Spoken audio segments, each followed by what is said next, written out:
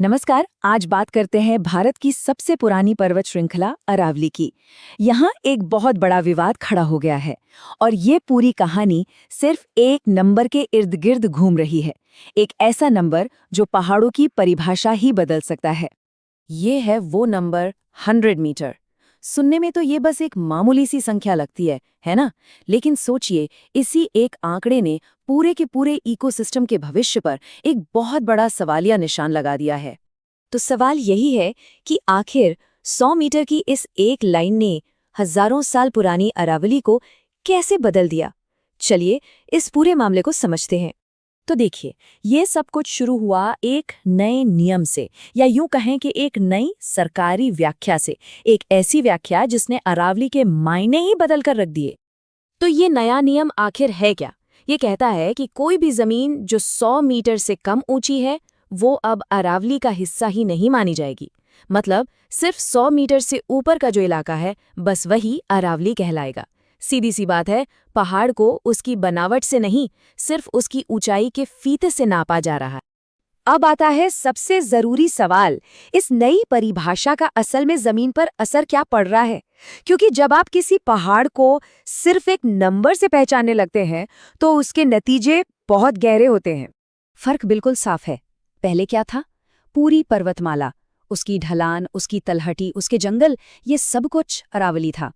लेकिन अब सिर्फ 100 मीटर से ऊपर की चोटी ही अरावली है। बाकी सब मानो जैसे कभी अरावली का हिस्सा था ही नहीं।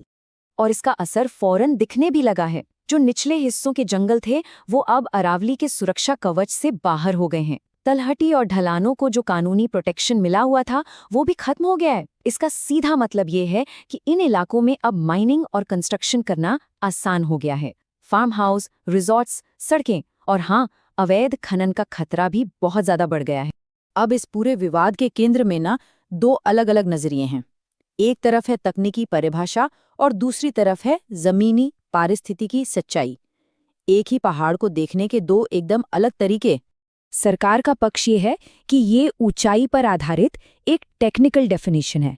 उनके लिए 100 मीटर बस एक लाइन है। वहीं दूसरी तरफ पर्यावरण वेदों का कहना है कि भाई अरावली सिर्फ एक ऊंची चोटी थोड़ी है, ये तो एक पूरी भौगोलिक संरचना है जिसमें उसकी ढलान, उसकी तलहटी, उसके जंगल, उसका पूरा इकोसिस्टम सब कुछ शामिल है। और ये लाइन इस पूरे विवाद का सार है। ऊंचाई नापकर प्रकृति तय की जा रही है। क्या सच में हम प्रकृति को किसी रूलर से माप सकते हैं? ये एक बड़ा सवाल है। तो अब ये टकराव सिर्फ परिभाषा का नहीं रहा, ये कानून और प्रकृति के बीच की एक बड़ी लड़ाई बन चुका है। एक तरफ कानूनी व्याख्या है तो दूसरी तरफ प्रकृति की अपनी सच्चाई। देखिए, पहले क्या था? अदालतों ने अरावली को एक प्राकृतिक पर्वतमाला के तौर पर माना था। आज क्या हो रहा है? ये नई तकनीकी परिभाषा इसके सुरक्षा कवच को लगातार कमजोर कर रही है। और भविष्य अनिश्चित है। पूरे इकोसिस्टम का संरक्षण ही दांव पर लगा है। और यहीं पर यह बात बहुत अहम हो जाती है। कानून बदला जा सकता है लेकिन प्रकृति नहीं। मतलब कागज पर तो पहाड़ की परिभाषा बदली जा सकती है, लेकिन जमीन पर उसकी हकीकत को नहीं बदला जा सकता।